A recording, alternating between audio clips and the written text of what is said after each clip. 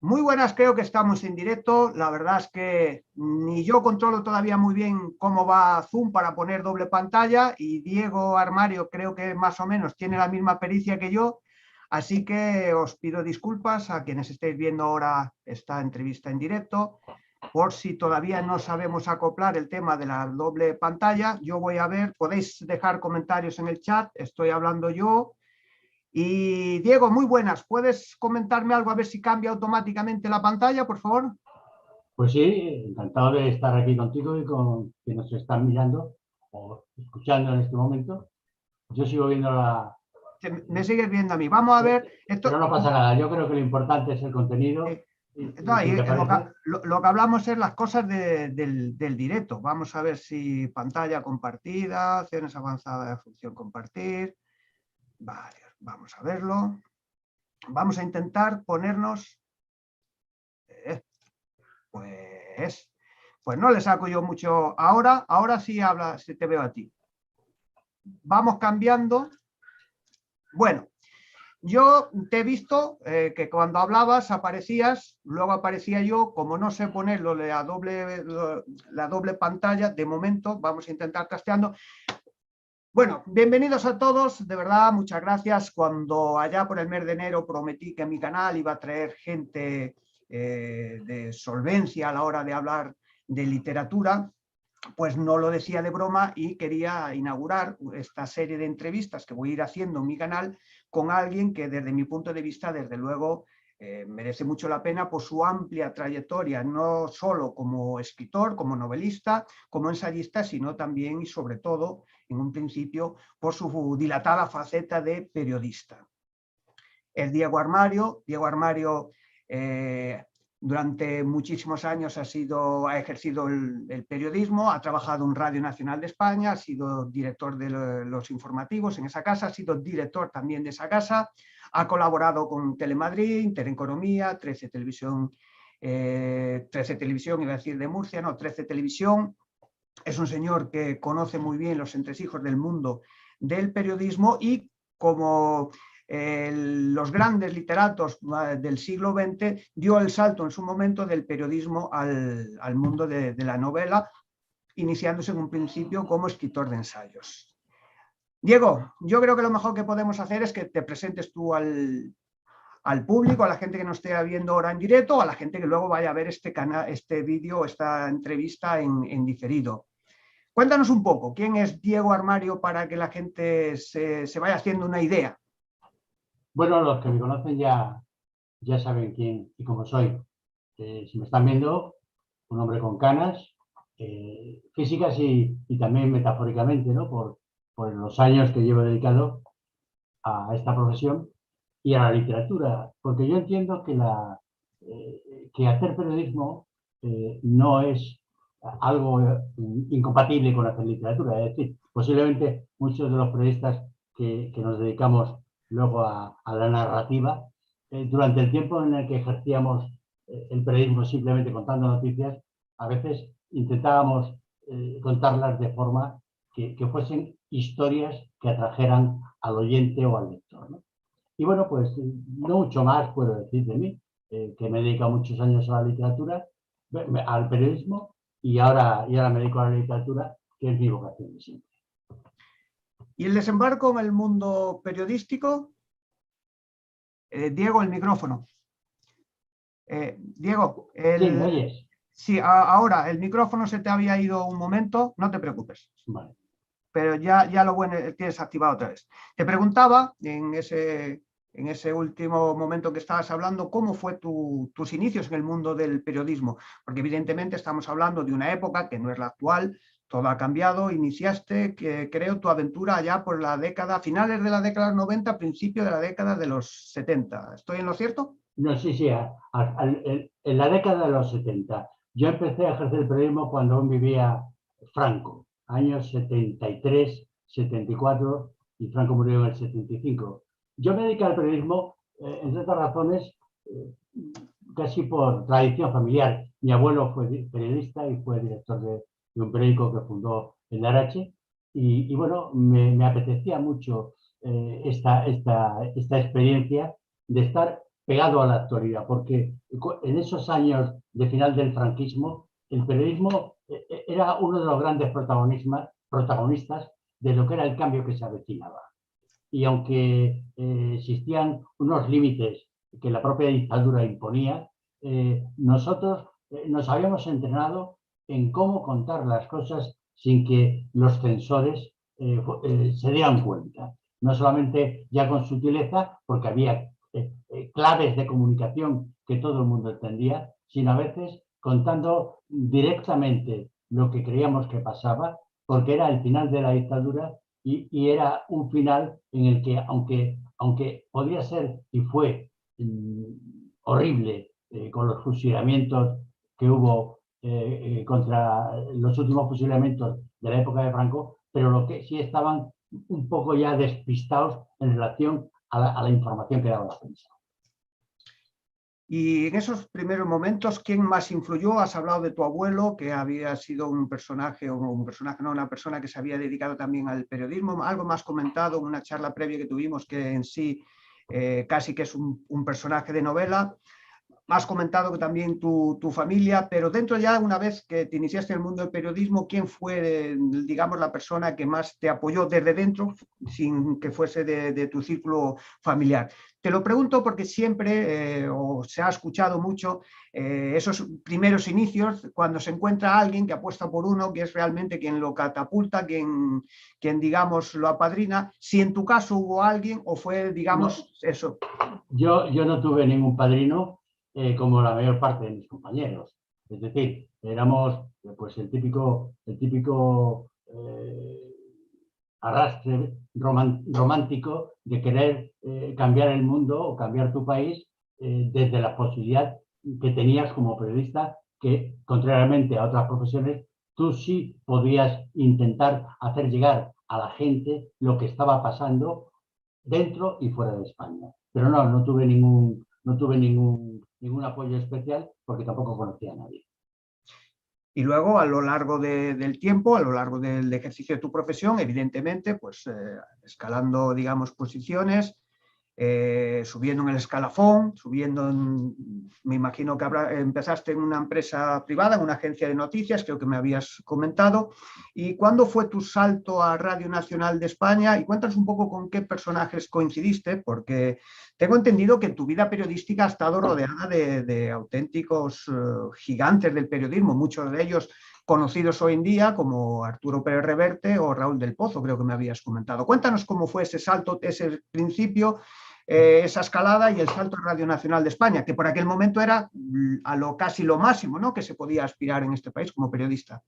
No, bueno, la verdad es que ya existían otros medios muy potentes desde un punto de vista de prensa escrita, que era lo que más prestigio siempre tuvo en el mundo del periodismo en cuatro sitios, ¿no? La radio y la televisión tuvieron que ir ganándose poco a poco un espacio, pero se entendía que la prensa escrita era el elemento, la plataforma de mayor prestigio. Y no, yo fui conociendo a compañeros que luego fueron destacando mucho a lo largo de su carrera, pero todos empezamos por utilizar un término que no quiero que suene militar, en la infantería. O sea, nadie tenía una plataforma especial, todos éramos todoterreno. Lo mismo teníamos que contar un incendio que había ocurrido en un edificio, a ir a una manifestación en la que los grises daban lo suyo a los manifestantes, o asistir incluso, como me ocurrió alguna vez, y eso es una de las experiencias más duras que tuve, pues cuando fue la bomba que puso ETA en la calle del Correo al lado de lo que hoy es la Comunidad de Madrid, y que tuve que ir a informar, y en aquella época tú llegabas y te podías meter casi en los escombros donde había estallado la bomba para ver lo que había ocurrido, ¿no? Éramos polivalentes. Los años nos han ido a cada uno dando oportunidades para que hagamos otras cosas. Pero en aquella época era un periodismo que yo creo que no volverá, porque las circunstancias que se daban históricamente en ese momento nos ofrecían muchas posibilidades de pasar de lo pequeño a lo más grande, de una situación ordinaria a situaciones muy extraordinarias. Me imagino que el salto, digamos, de aquella época esta es extraordinario, pero de eso hablaremos más tarde. Lo que sí, preguntarte ya si el gusanillo por la escritura nace a raíz de ejercer el periodismo, porque tu primer libro, digamos, publicado en sí, no es ni siquiera una novela, sino que es un ensayo en el año 1981, pero digamos que durante toda la década de los 70 ejerces el periodismo. ¿Cómo se fue fraguando en ti esa idea de convertirte en escritor? Si es que fue una idea, un pensamiento, o digamos que fue un desarrollo orgánico, que llegaste a escribir casi por, como diría, pues se podría decir de forma natural. Hombre, yo creo, a mí acabo de contar la anécdota del atentado de la calle Correo de ETA, y cuando yo regresé a la redacción de la Agencia Piresa, el director era Rafael García Serrano, un hombre, un falangista de aquella época, pero un gran escritor, fue un gran escritor de literatura. Y él, cuando yo escribí mi crónica, que fue una crónica no descriptiva, sino más bien de sensaciones de lo que yo había visto, dijo que la firmase, porque las agencias no firmaban los periodistas las crónicas, y me dijo, tú tienes madera para escribir narrativa. No porque él me lo dijera, pero a mí siempre me ha gustado cuidar la estética de las cosas que he contado. Y hasta que publicas una novela, piensas que no has hecho literatura. Pero yo creo que en el periodismo, en el ejercicio diario del periodismo, también se puede hacer literatura. Y de hecho, porque ha habido grandísimos periodistas que han compaginado el periodismo con la literatura, y muchas veces nunca se ha sabido muy bien si eran más periodistas que literatos que periodistas, ¿no? No obstante, vuelvo un poco a lo anterior, inicias tus publicaciones a través de ensayos. Y luego vino la novela. Cuéntanos por qué esos primeros ensayos, porque además me consta y te gusta decirlo en tu canal de YouTube, en tu blog, que eres un escritor que te gusta ser comprometido con tu tiempo. Creo que de ahí viene un poco esos inicios a través del ensayo, ¿no? Y además que nos expliques esa frase, ese, digamos, lema que casi llevas por bandera, de que un escritor tiene que ser hijo de su tiempo y además estar comprometido con su tiempo. Cuéntanos un poco más o menos el lema y por qué el ensayo antes que la novela. Bueno, el ensayo fue porque era lo que en ese momento yo vi que primero era la actualidad que vivíamos. Mi primer ensayo, lo tengo aquí, se llama El Triángulo, el PSOE durante la transición, y el Partido Socialista en ese momento, Felipe González, era el personaje estrella y el personaje que reflejaba un poco la esperanza de un cambio después de la dictadura, ¿no? Y a partir de ese momento, la relación que teníamos, yo y muchos otros periodistas, que todos hacíamos información política en el Parlamento, en la calle, en cualquier sitio, pues llegamos a conocer y a tener unas relaciones bastante estrechas, diría yo, inimaginables ahora con los políticos de hoy, con los políticos de entonces. Y entonces yo entendí que el Partido Socialista, que venía de la dictadura, que había estado en el exilio, se llegó a decir que el Partido Socialista había estado de vacaciones, irónicamente se dijo, durante 40 años, porque el único partido que se arriesgó a estar durante la dictadura actuando aquí de verdad fue el Partido Comunista de España, que tuvo no solamente mucha gente detenida, sino alguno pues incluso fue fusilado, ¿no? Pero, y socialistas también había, pero lo que era la dirección del Partido Socialista estaba fuera, estaba en Francia. Por eso escribí esta historia, que era la historia de cómo el Partido Socialista, que había estado mucho tiempo fuera de aquí, acabó teniendo un protagonismo que merecía la pena tener, porque tenía una tradición y tenía algo que decir, ¿no? Entonces, este primer ensayo, pues me lo presentó Alfonso Guerra y Luis Gómez Llorente, que hoy en día, pues sería inimaginable este tipo de situaciones. Pero sí, el ensayo es una forma de hacer un periodismo narrado, un periodismo no solamente de datos, sino con testimonios.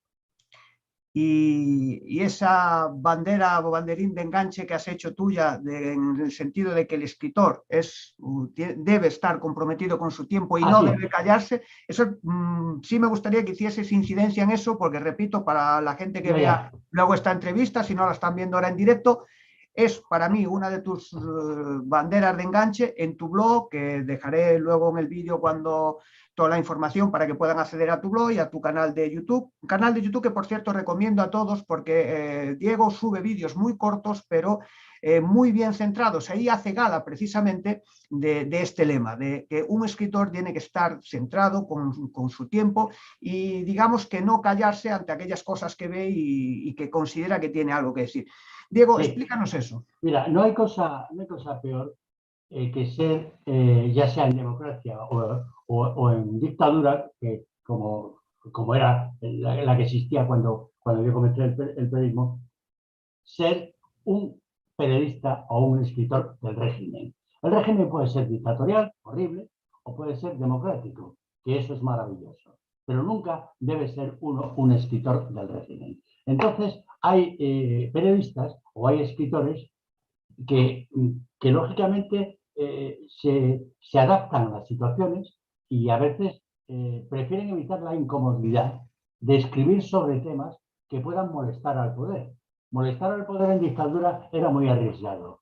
Molestar al poder en democracia no tiene ningún riesgo. Tiene incomodidades, pero tampoco hay que ponerse la careta de héroe cuando no hace falta ponérsela, porque en democracia no hay héroes necesarios en este momento, sino solamente gente decente y valiente.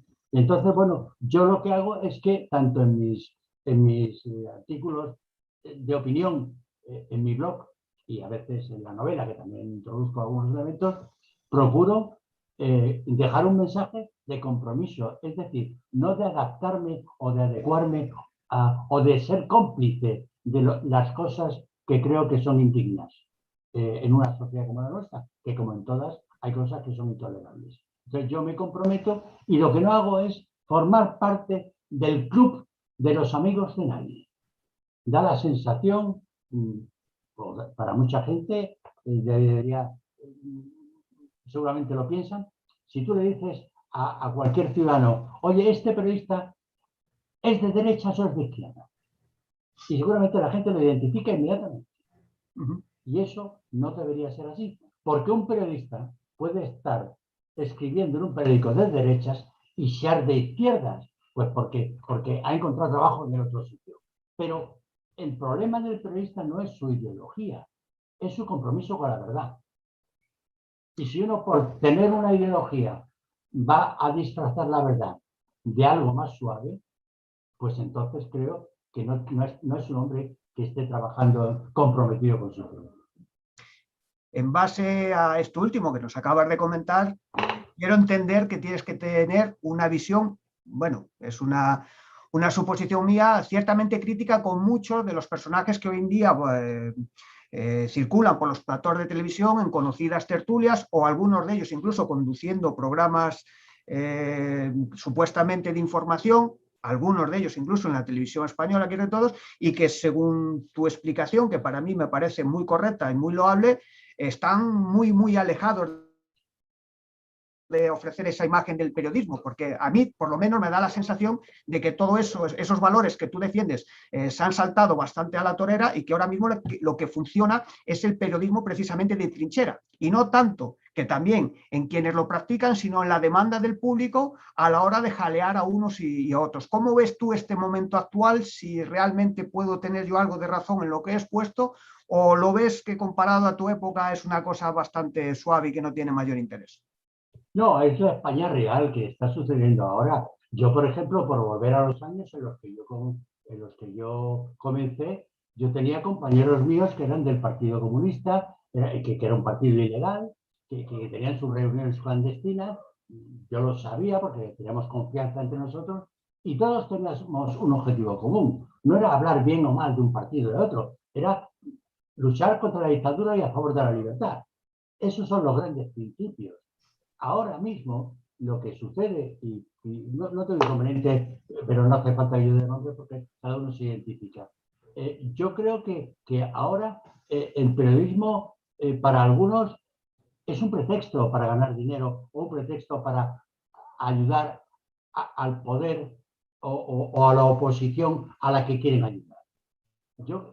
A mí me da la sensación, el otro día yo escribí un artículo y hubo gente que me criticó y me dijo, parece mentira que seas capaz de afirmar lo que has afirmado. No voy a venir al caso porque no quiero pormenorizarlo, ¿no? Dándome a entender, oye, un periodista no puede hablar bien en un momento dado de alguien que es de derechas o de centro derecha, o no puede hablar mal de alguien que es de izquierda. Bueno, yo tengo 25 años de militancia en la UGT durante muchos años. O sea, yo no voy a hablar de mi currículum, que sería absurdo. Quiero decir que, pero es que ahora la gente no solamente legítimamente se posiciona donde le da la gana, me refiero a los periodistas, es que consideran que están errados, que están equivocados los periodistas que no están situados en el mismo lugar en el que ellos. A mí me parece que la sociedad es muy inteligente, es muy madura y la gente elige escuchar o leer lo que consideran mejor, pero no se deja engañar. La sociedad no se deja engañar cuando alguien va pensando que es el rey de la feria y a veces es simplemente el empleado que va empujando el carrito. Vamos a cambiar un poco de tercio Sí. y vamos a meternos de lleno porque no queremos hacer una entrevista de 3 o 4 horas. Tu posición del periodismo me parece extraordinaria, una visión fantástica, pero vamos a hablar un poco de tus novelas, porque claro, llega un momento que en el año 2004 publicas tu primera novela y ahí sí ya hay un Diego Armario que deja aparcado su oficio de periodismo o no, sus ensayos y se mete de lleno en el mundo de la novela. Cuéntanos un poco, tienes 6 novelas publicadas, cada una de ellas diferente con su motivación, y cuéntanos un poco ese salto natural, cómo te ha recibido la crítica, porque además me consta que la primera novela que publicaste fue finalista de un gran certamen literario, donde compartiste mesa mantel con Zoe Valdés. Enséñanos también la foto que tienes detrás, porque creo que es muy curiosa para los espectadores, que es una foto con un personaje muy conocido y que es Gabriel García Márquez. Explícanos tu paso del periodismo al ensayo y del ensayo ya directamente a la novela, que por cierto es lo que ahora, que ya estás jubilado del periodismo, te dedicas en cuerpo y alma, y creo que a la gente que sigue mi canal, que son todos, la mayoría aspirantes a escritores, estarán deseando escuchar la opinión de alguien que con su trayectoria no solo ha conseguido publicar, sino que además rodearse de gente muy importante dentro del mundo de la literatura. Bueno, ya que lo citas, sí, yo tuve la suerte, precisamente durante la campaña electoral del Partido Socialista, que ganó Felipe González las elecciones, cuando llegó al Palacio de la Moncloa, nos invitó a todos los periodistas, fotógrafos, cámaras, redactores que habíamos seguido la campaña, nos invitó a tomar allí pues un vino o lo que fuera, ¿no? Y ante nuestra sorpresa, cuando llegamos, allí estaba esta persona, que no sé si con el reflejo de la luz se ve. No, se ve bien. Se ve ahí, bien. un poco a tu izquierda, ahí, levanta un poco para arriba, ahí, perfecto. Bueno, el de barba eres tú, obviamente. Evidentemente, el otro es Gabriel García Márquez. Gabriel García Márquez es un hombre al que yo siempre... Yo cuando ingresé en periodismo había que hacer un trabajo monográfico y lo hice sobre 100 años de soledad, ¿no? Y a partir de ese momento, bueno, a mí me ha gustado siempre el realismo mágico, que de alguna forma, aunque parezca pretencioso, pero en esta primera novela que se llama La muerte de un señor de Quinta, no sé si se ve ahí bien, sí, se ve La muerte de un señor de Quinta, pues está situada en Latinoamérica y tiene que ver un poco con ese planteamiento del realismo mágico que tanto trabajó Gabriel García Márquez. A mí me gusta la literatura porque creo que es la única forma de vivir varias vidas. Yo vivo mi propia vida pero yo consigo reencarnarme de alguna forma en los personajes que utilizo como elementos para la narrativa que escribo.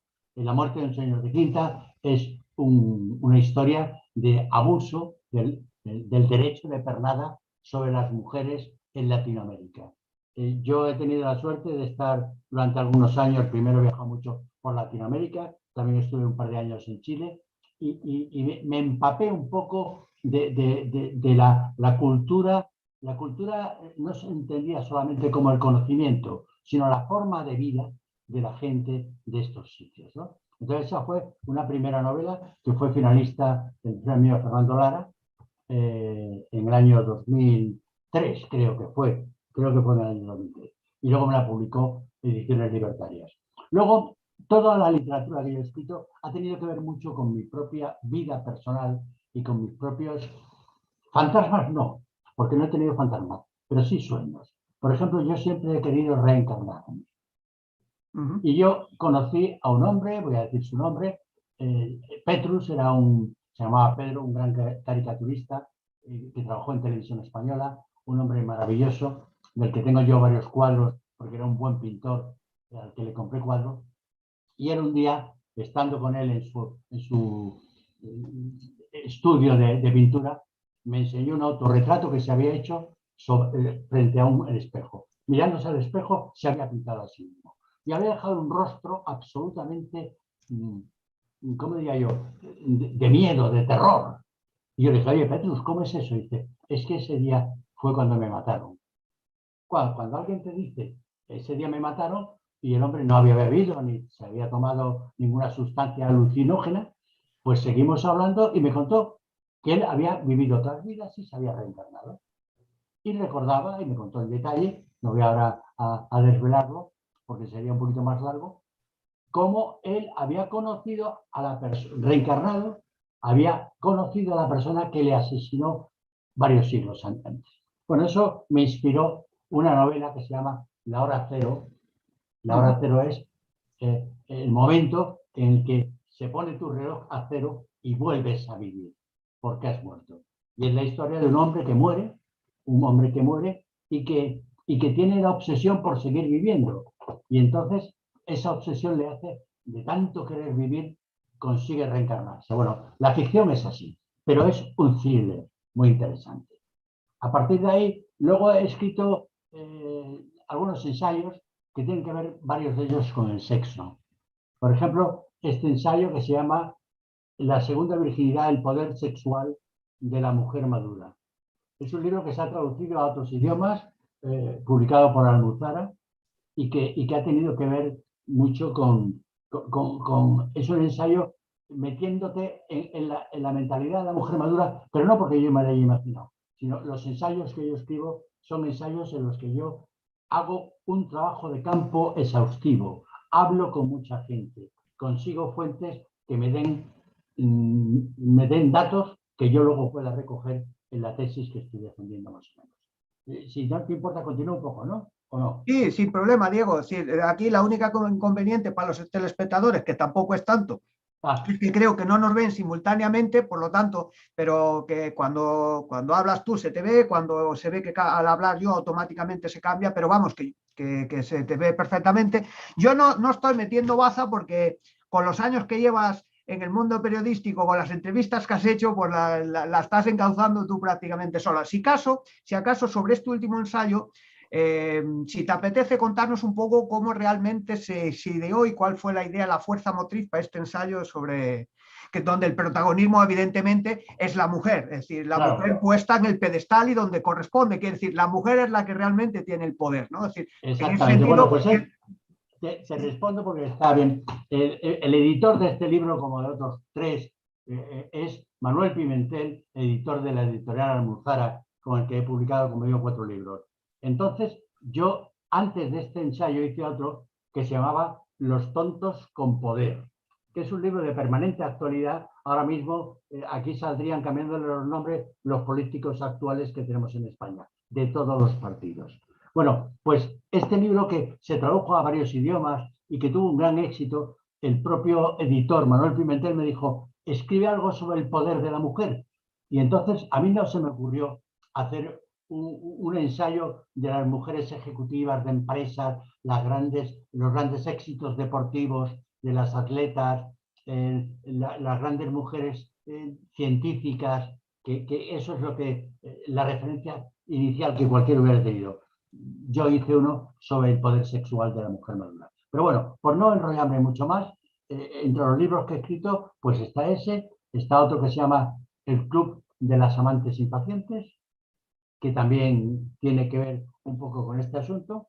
Y los dos últimos que he publicado, bueno, hay uno que sí me gustaría comentar, Por que se llama supuesto. Universo Alzheimer, porque es una novela corta que hice junto con un neurólogo que escribió la otra parte sobre el drama de los enfermos de Alzheimer. Es un drama horrible. Me pidieron que hiciera una novela corta para introducirla en ese ensayo que hizo el doctor José Manuel Martínez Laje, fue el autor de eso. Y la verdad es que me inspiré en algo muy personal porque mi madre murió de Alzheimer. Entonces yo puse un protagonista masculino, pero escribí una novela que podría servir de orientación, ¿no? Y luego ya, por ir ya al final, aunque he hecho alguna otra cosa más, mi última novela, la que he publicado hace poco, hace escasamente un año, es Java, y es una novela que ha publicado la editorial Dokusou de tu región, de Murcia, en la que la sitúo en Mali, y es una novela que tiene que ver con el terrorismo islámico y los espías españoles, el Centro Nacional de Inteligencia.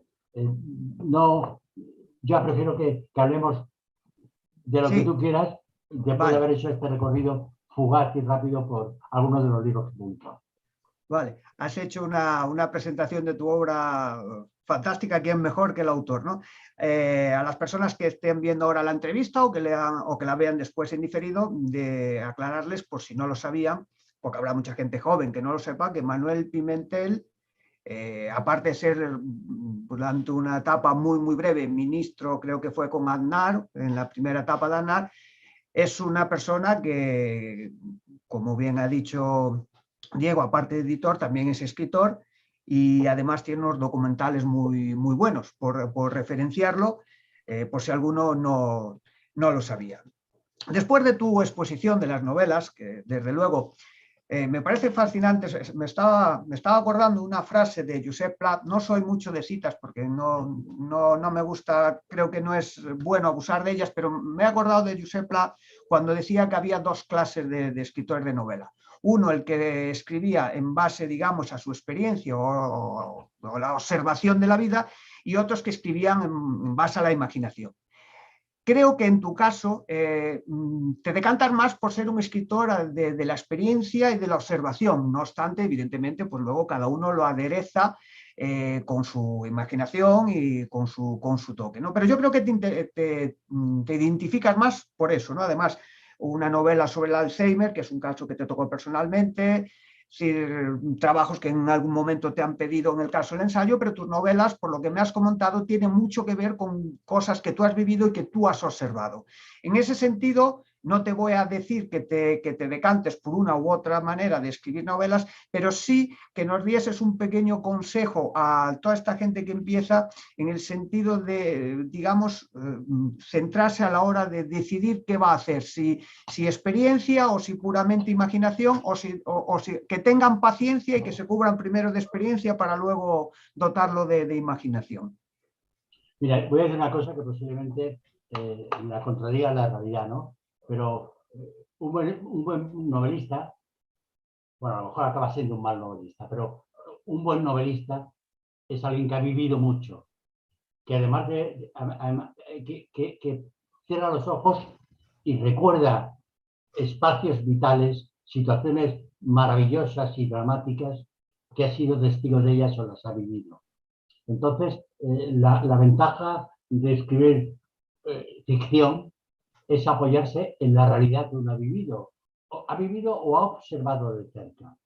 Por eso, evidentemente, hay novelistas jóvenes que son brillantes y que tienen éxito, lo cual no significa que los que tienen éxito son brillantes. Pero digo que a veces hay novelistas con éxito que también son brillantes y que a lo mejor pues son jóvenes y evidentemente nada que objetar, todo lo contrario, es un reconocimiento a un valor que tienen pues por su inteligencia o por su capacidad de observación.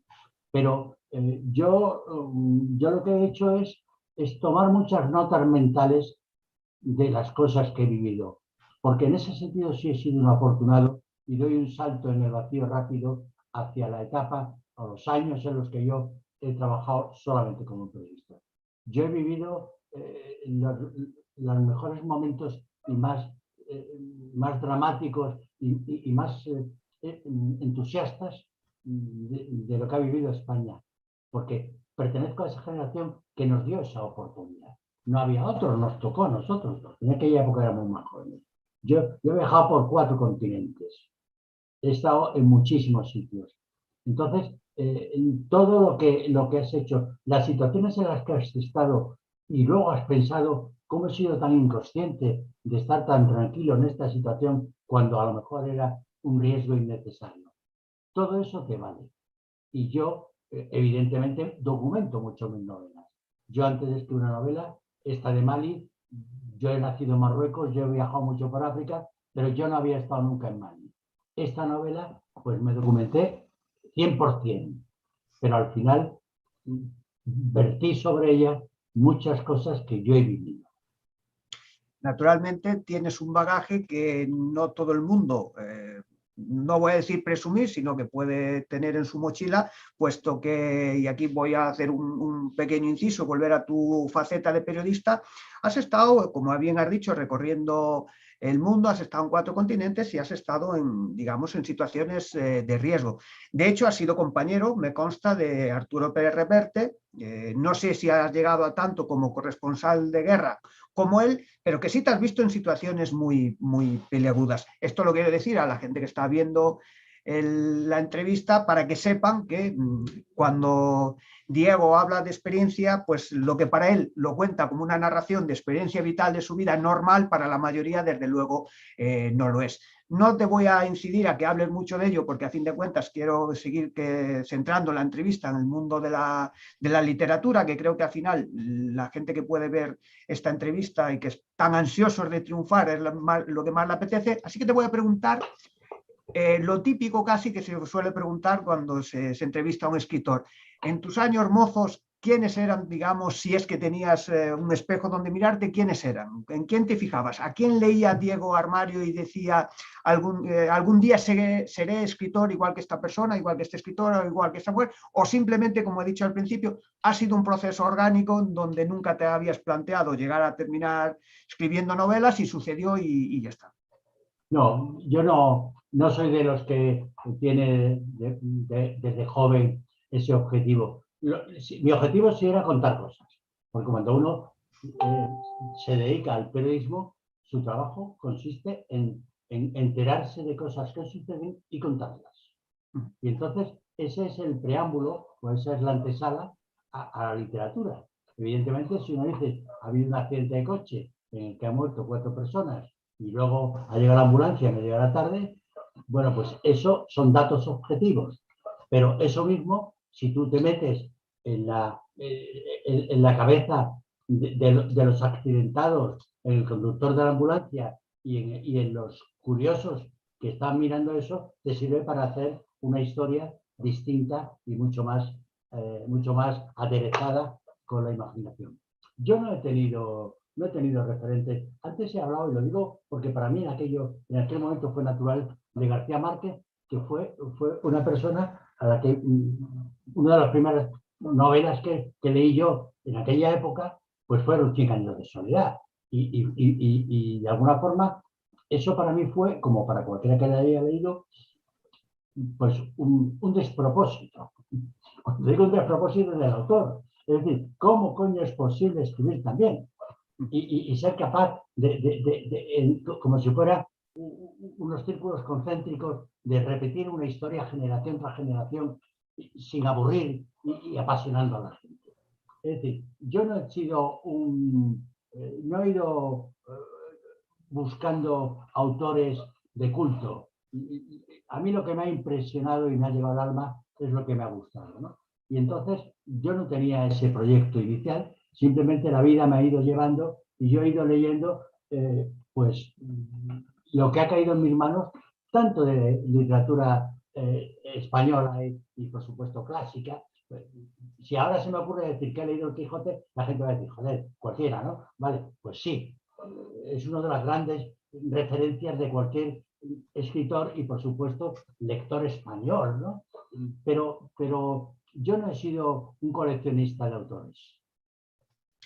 Y con las editoriales, porque has comentado, claro, la obra de 100 años de soledad, como se cuenta aquel famoso chiste, ¿no? De que era muy fácil descubrir América, pero había que ir, ¿no? Una vez que Colón tropezó con América, qué fácil es, ¿no?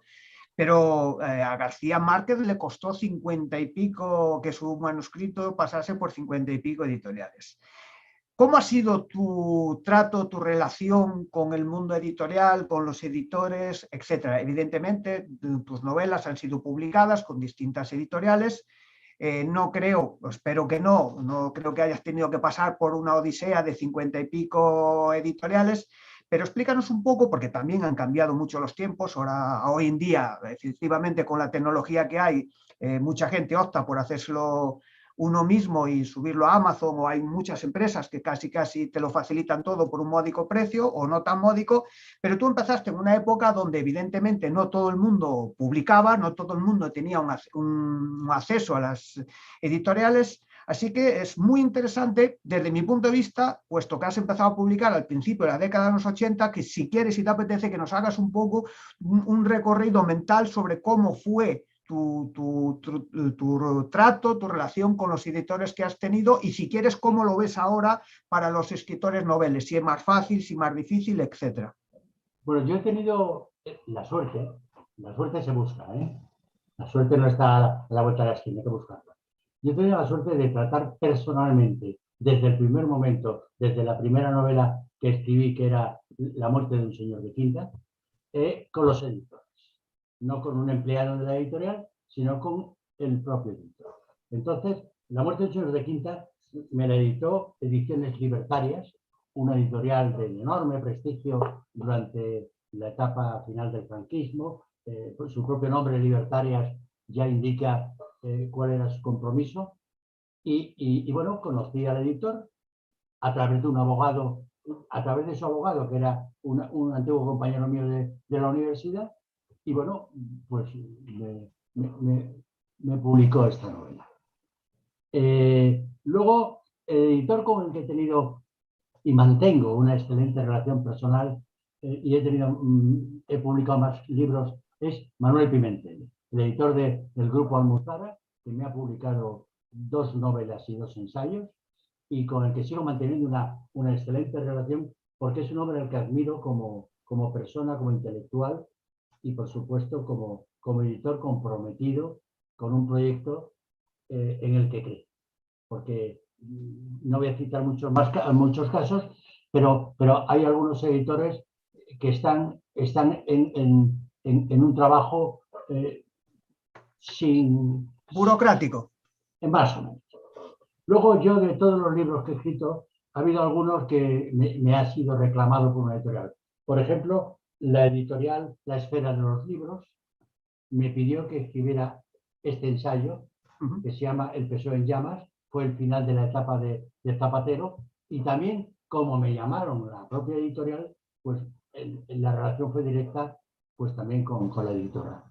La última novela que he publicado es esta, Java, que, como he dicho, es de la editorial DocuShow, y que también he mantenido una relación personal a través de mi agente literario, porque yo, desde hace unos años, ya no soy yo el que va buscando la editorial, sino que tengo un agente literario que se mueve, que se llama María José de Miguel, y la agencia se llama MAM, Agencia Literaria, perdón, MDM.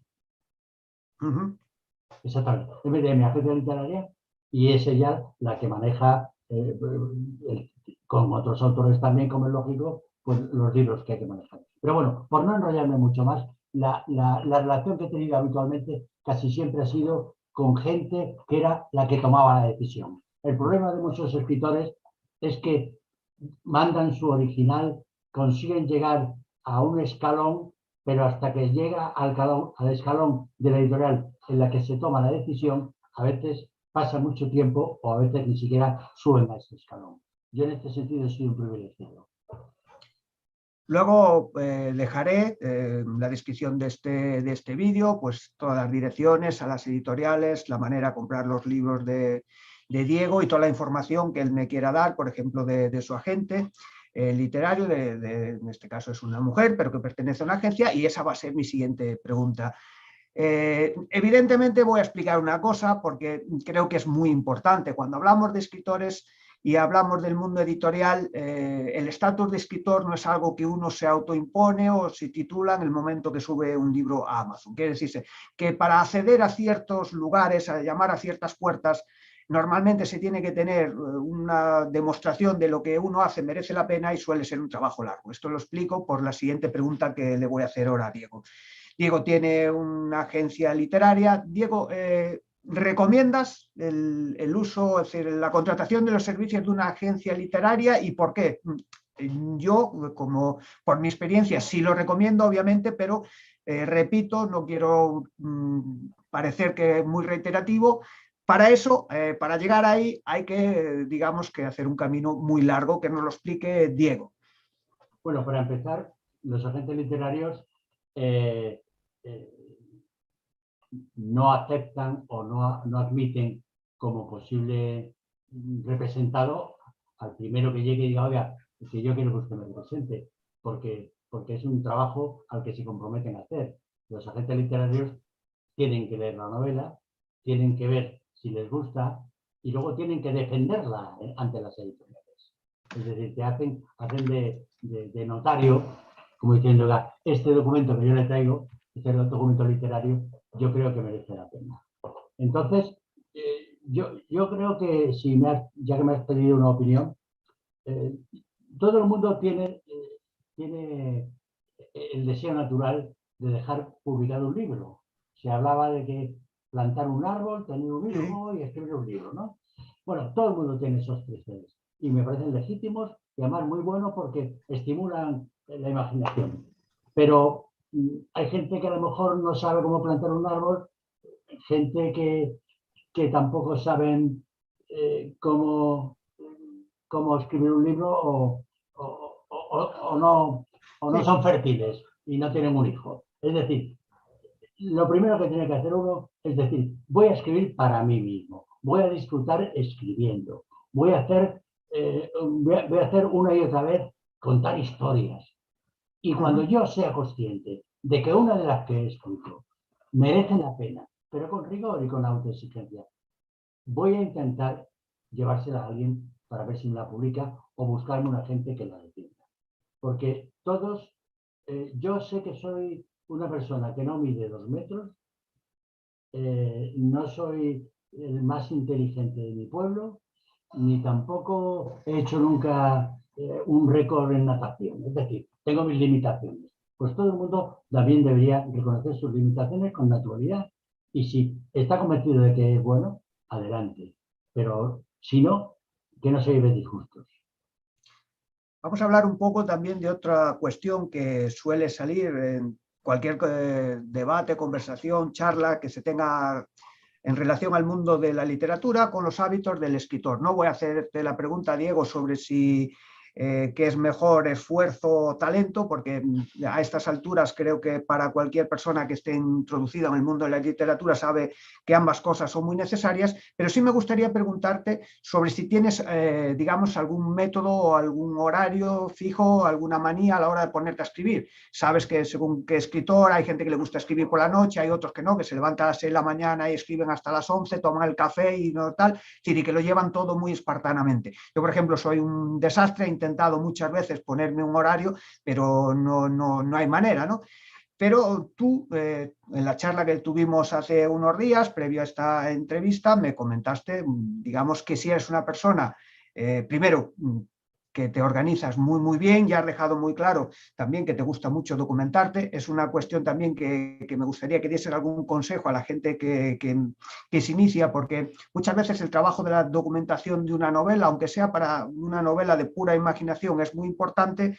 Entonces, en ese sentido, por favor, dile a los espectadores cuál es tu dinámica, cuál es, digamos, si tienes un horario, cuál es tu, vamos a decir, tu manera de actuar y esos 2 o 3 consejos que le darías a la gente que quiere dedicarse al mundo de la escritura. Bueno, yo creo que esto va incluso a veces mucho con la, iba a decir, con la calidad física de cada uno. Es decir, hay quienes escriben solamente por la noche y duermen por la mañana. Es decir, yo creo que eso no es un patrón de conducta que habría que... Lo que sí hay que hacer, o por lo menos lo que hago yo, es que yo intento escribir todos los días, incluidos sábados y domingos. Evidentemente, si un día no me apetece, no lo hago. Si un día me voy a jugar al golf con amigos, pues tampoco lo hago. Pero evidentemente la disciplina de ponerte delante del ordenador todos los días me parece que es fundamental. En segundo lugar, yo cuando escribo una novela necesito 2 cosas. Una idea sobre la novela, una idea original, quiere decir, que esté en el principio de la historia. Pero luego, un personaje que resulte, que no deje indiferente a nadie. A mí no me importa tener como protagonista a un héroe o a un villano. Por poner 2 ejemplos que yo, cuando hablo más coloquialmente, a mí a veces me encanta tener a un grandísimo hijo de puta como protagonista. Porque da mucho juego.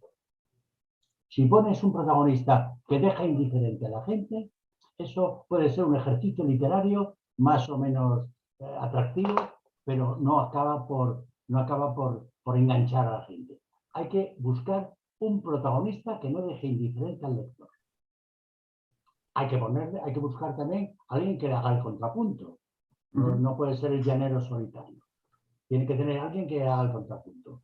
Y a partir de ese momento, yo lo que hago es situarlo en un contexto geográfico o social que es el que investigo.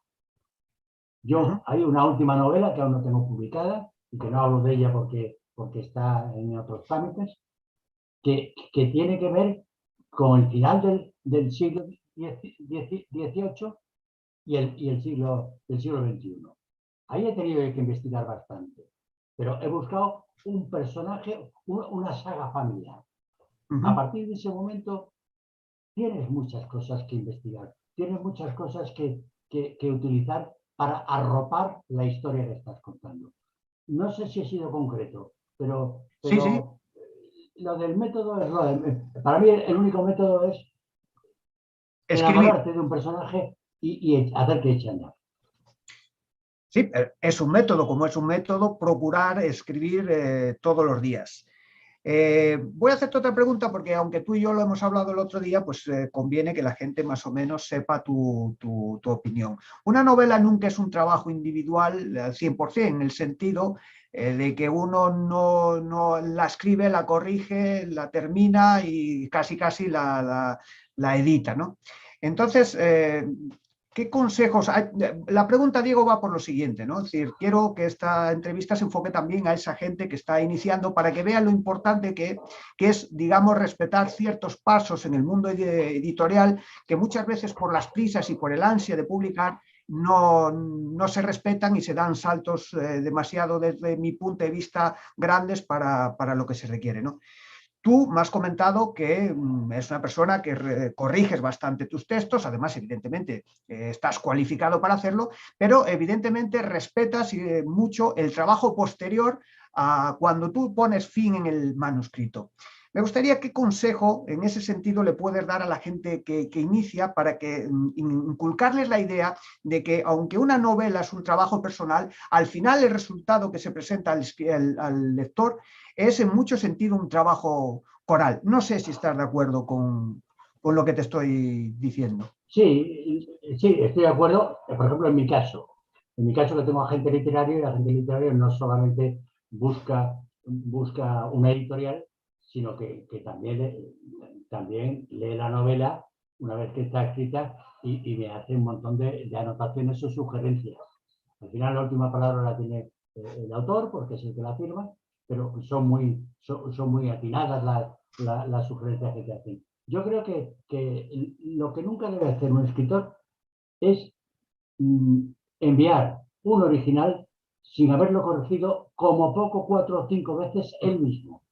Sí, sí. Es decir, hay un método. Yo tengo el método de que yo voy escribiendo y cuando tengo escrito varios capítulos, en vez de seguir y empezar a escribir el capítulo 6 después de 5, vuelvo al primero y releo los 5 que he escrito y corrijo. ¿Por qué? Porque esto de la literatura no es el timo de la estampita, no es el tocomocho. Tú no puedes llevar una mercancía averiada a un editor y esperar que el editor te la publique en vez de decirte, oiga, usted a mí no me tome el pelo, traiga una cosa bien hecha. Es una buena idea la que usted desarrolla, pero está muy mal desarrollada. Entonces, para que no te avergüence el editor, el trabajo del escritor y la responsabilidad es dejar la obra cerrada lo mejor posible con ayuda de terceros que te ayudan a mejorar lo posible. Y luego, evidentemente, dar con la gente adecuada, porque efectivamente también hay que decirlo, muchas veces se da con editores que te compran los derechos de la novela, pero te la fusila y te la tienes que comer con patatas. En ese sentido, tú estás diciendo que has tenido mucha suerte y yo creo que es lo más adecuado. No voy a pedirte que lo expliques con pelos y señales porque eso a nadie le importa, pero cuéntanos, de la literatura realmente, vuelvo al principio de la entrevista, tú has iniciado tu carrera literaria en otra época totalmente distinta. Como has dicho, incluso has escrito por encargo, porque te han encargado, necesitamos este trabajo literario, te pagamos tanto, te has acordado y lo has realizado, etc. Pero realmente ahora estás jubilado, escribes porque te apasiona, porque sigues teniendo muchas cosas que contar, pero en el tema económico, sin entrar en profundidades, ¿cómo ves tú esta ansia que hay por tanta gente de querer ser escritores porque van a pensar que ser escritores le va a permitir vivir de ello, incluso muchas veces pensando que van a vivir la mar de bien? Tu punto de vista como un profesional que te has ganado la vida con el periodismo bastante bien y luego con la escritura has publicado, has tenido acceso a muy buenos editores, es decir, has tenido en ese sentido, porque tu suerte te la has labrado tú. ¿Cómo es el tema monetario en España realmente para ganarse la vida como novelista? Partiendo de la base que ganarse la vida no es comerte los ahorros, ¿no? Sino decir a alguien que diga, no, pues yo me voy a centrar a vivir de esto. Bueno, este es un oficio romántico, igual que lo es el del periodismo.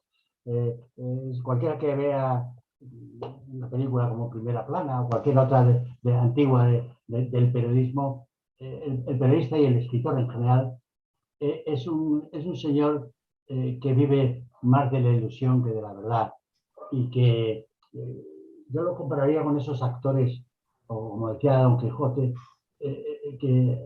perdón, como decía Cervantes, ese que se echaba unas migas de pan sobre el jubón para que pensaran que había comido y no había comido. Es decir, es un oficio romántico, es un oficio en el que si uno se mete a él para ser millonario, pues mira, eso lo han conseguido Arturo Pérez Reverte, lo han conseguido, por supuesto, Media grandes, docena, media docena. En España... No, yo he ganado algo de dinero, cuando digo algo de dinero, no para... Ha habido editoriales que me han dado una gran alegría y otras que no me la han dado. Es decir, pero el objetivo en mi caso es que yo escribo porque a mí me da placer escribir. El segundo placer, antes de llegar al lugar, el primero es que me pongo cachondo, es cuando escribo. Y luego, si encima te lee mucha gente, pues también te pones mucho más cachondo todavía. Y claro, si al final es un pelotazo económico el que has dado, que no es mi caso, pues entonces imagino que dar la vuelta al ruedo y con las dos orejas. Es decir, si alguien se mete a esto pensando que va a ganar mucho dinero, algunos lo consiguen, la mayor parte no. Sí, pero es el sueño, es como la comparación con el sueño americano cuando comentan, ¿no? Es decir, el llegar a Estados Unidos de una familia pobre y fíjate que llegó a lo más alto, claro, pero el mismo día que llegó al más alto llegaron cientos de miles de inmigrantes y no todo el mundo lo consigue. Vamos a ir dándole la última vuelta a la entrevista Sí, porque porque yo creo que ya son las 7, ¿no? Sí, quiero centrarme ya para finalizar en tu faceta de articulista, porque claro, tienes escrito miles de artículos, ¿no? Y escribes con bastante asiduidad en tu blog, el blog de Diego Armario, no os preocupéis que dejaré el enlace al blog, ¿no? Y en ese espacio, digamos, que sigues, digamos, manteniendo viva la llama de ese periodista que fue y sigue siendo. Y además, yo, que conste que conocí a Diego precisamente por ese blog, ¿no? Y en tu faceta, ¿qué es más? ¿Una faceta literaria de novelista o una faceta de periodista? A mí me parece que es más una faceta de periodista, en donde incides en eso de vamos a decir las cosas como son. Y ya también enlazando al blog, has abierto un canal de YouTube hace poco. Cuéntanos también tu experiencia con ese canal de YouTube y por qué tú eliges esa bandera de enganche de que el escritor, y ya volviendo a lo mismo que se hablaba en un principio, ¿por qué aconsejas, no voy a decir no callarse la boca, pero sí hablar cuando el escritor cree que tiene algo que decir? Es decir, que el escritor tú aconsejas que sea una persona comprometida a su tiempo, que su voz sea comprometida, digamos en tu caso, a favorecer siempre a los más desvalidos, a los más débiles, etc. Cuéntanos entonces, ¿qué es para ti el blog y qué es ahora mismo el canal de YouTube? Sabiendo que a tus años ya no esperas ahora un bombazo ni que te vaya a leer ahora millones de personas. Bueno, para empezar, yo escribo el blog para hacer literatura. Es decir, yo creo que yo cuido mucho la forma. Yo en vez de decir ha habido un accidente de avión y han muerto tantas personas, ese drama procuro contarlo con una forma, una utilización verbal que a la gente le suene bien. Es decir, yo cuido mucho la forma. Yo no hago periodismo porque para mí el periodismo es contar noticias. Yo estoy haciendo opinión. Una de las mentiras del periodismo actual, no del todo, es que la gente dice que está haciendo periodismo cuando lo único que está haciendo es opinando. Y opinar, cada uno tiene su opinión. La opinión no es objetiva, no es inviolable, no es irrefutable. Lo que son irrefutables son los datos. El dato es que ahora, a las 7:02, tú y yo estamos hablando. Y eso se puede comprobar. Lo demás es opinable. En consecuencia, yo como opino, yo no hago periodismo cuando escribo. Ni yo lo que hago es opinar sobre temas de actualidad. Bueno, dicho eso, es algo con lo que sí me comprometo, pero a veces hablo de sexo, otras veces hablo de la soledad, de temas filosóficos, es decir, que no siempre estoy metido en temas del día a día.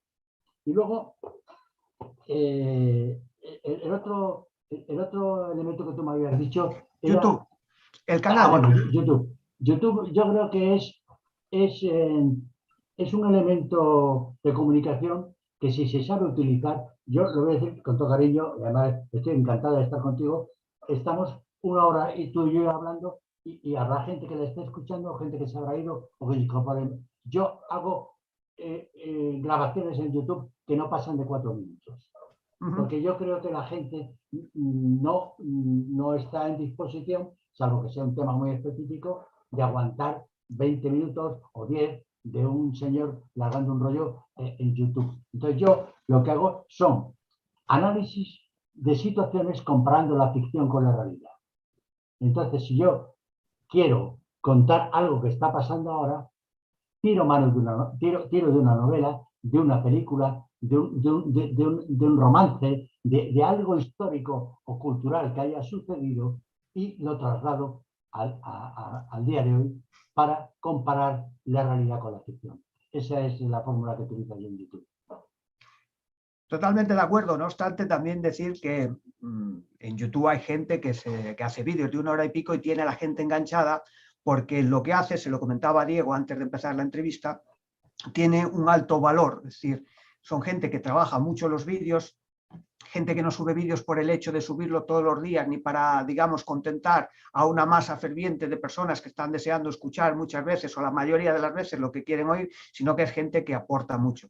En ese sentido, cabe, y esto ya es una cosa de cosecha mía, es una lástima que haya muchos canales de YouTube muy buenos que, sin embargo, no tienen, digamos, el número de visitantes y de visitas que se merecían. El canal de Diego, os puedo decir que es de lo mejorcito que podéis ver en ese sentido. Son vídeos muy sintéticos, 4 o 5 minutos, dice lo que tiene que decir con mucha sapiencia y no se anda por rodeos. Es decir, os invito a que os suscribáis y además os voy a leer, a modo ya antes de despedida casi, un fragmento del último artículo que ha subido Diego a su blog.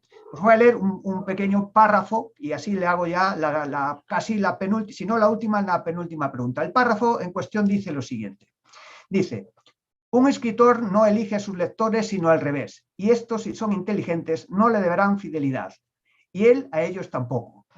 En literatura no existen matrimonios para toda la vida y un escritor debe cuidarse muy mucho para no caer en la trampa de convertirse en un fiel servidor de los más bajos instintos de quienes le leen y compran sus libros, porque de esa guisa acabará siendo un producto de supermercado en vez de un personaje libre. Y ya lo dejo aquí porque luego leer el artículo, porque habla de un escritor que ha sido vilipendiado en las redes sociales. Este extracto es lo que él ha explicado en toda la entrevista, Diego, y como última pregunta ya para dejarlo, ¿qué te parece este movimiento aquí? A mí los anglicismos los odio, pero ahora está la gente por decir esto de hate, de odiadores, ¿no? ¿Qué te parece esto que ha venido con la nueva literatura y si a ti te afecta mucho, que creo que me parece que no, y en todo caso, ¿qué consejo le das a la gente? Que lo más seguro es que ni caso, ¿no? Dinos, ¿qué te parece eso? Yo las modas no las voy a rebatir, ¿no? Seguramente las modas que teníamos la gente de mi generación cuando éramos jóvenes ahora resultarán ridículas para los que las analicen. Yo creo que es bueno hablar idiomas. Yo he tenido la suerte de poder entenderme cuando he viajado por esos países sin hablar perfectamente ningún idioma, pero me he defendido en el francés y en el inglés. Pero cuando he venido aquí a España he hablado del cocido madrileño, de las munchetas con butifarra y no he utilizado ningún anglicismo porque me parece que es más bien una postura snob que una realidad lingüística que merezca la pena mantener. Pero dicho esto, me parece bien que cada uno hable como le dé la gana. No, sí, creo que o me expresé mal o no lo estoy de acuerdo contigo. Sí, sí, que no, pero yo dije porque me fastidia tener que decir hate, porque ahora está la gente que cuando en realidad estamos hablando a gente que lo que hace es verter su odio, y la pregunta era un poco por ahí, ¿no? Esa moda de que si bien las redes sociales, internet nos ha dado a todos, por ejemplo, en la posibilidad de que estemos ahora en directo hablando entre nosotros y que la gente nos esté viendo, pero también ha creado una especie de odiadores, de profesionales que van siguiendo a la gente. No sé cómo te ha afectado, si te lo tomas a guasa o simplemente... No, sí, yo tengo una cosa muy clara. Si alguien no quiere que la gente le critique o le odie, que se quede en su casa y que no exhiba su opinión fuera. Yo escribo, yo hago cosas y yo tengo a personas a las que le caigo muy mal y si no quisiera, si me molestara eso, pues dejaría de escribir o de tener una actividad en redes. Me da lo mismo a los que le caigo mal.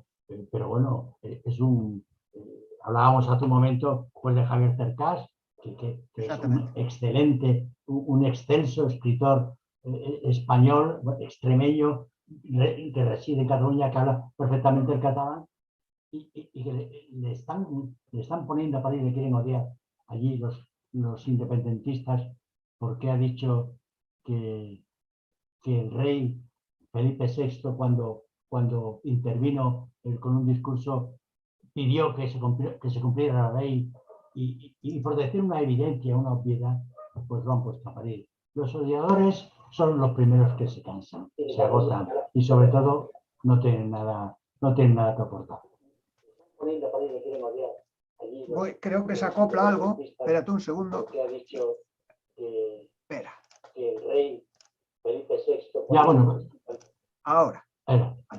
Bueno, creo que se estaba acoplando. Diego, creo que ha estado bien, ha sido una hora y pico de entrevista, para mí muy fructífera, porque he tenido la oportunidad de presentarte a la gente que vea mi canal, mucha gente que te conoce, si ve la entrevista, pues me alegro. Yo realmente lo que le aconsejo a la gente que no te conozca es que vaya a ver tu canal de YouTube, que se suscriba si le apetece, que lean las entradas de tu blog. Yo dejaré en la descripción de esta entrevista todos los enlaces correspondientes.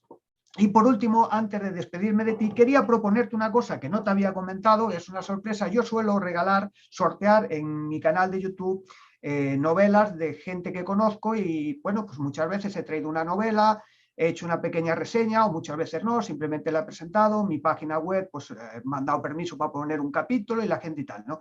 Entonces yo quería pedirte permiso para que, si quieres, articulemos un sorteo de tu última novela. Evidentemente yo eso siempre lo pago yo y eso es algo que lo dejo muy claro, lo pueden certificar los escritores con los que he tenido esta iniciativa. Es algo que prefiero yo pagar la novela porque no me gusta que luego me acusen de que esto lo hago para promocionar mi tal. Entonces, si tú das permiso, vamos a ver la manera lo hablamos, de sortear un ejemplar de tu última novela, bien a través de mi canal o del canal de ambos, hacer un sorteo, al que le toque yo te la abono directamente a ti o no, si quieres... vamos a hacer una cosa, vamos a hacer una cosa.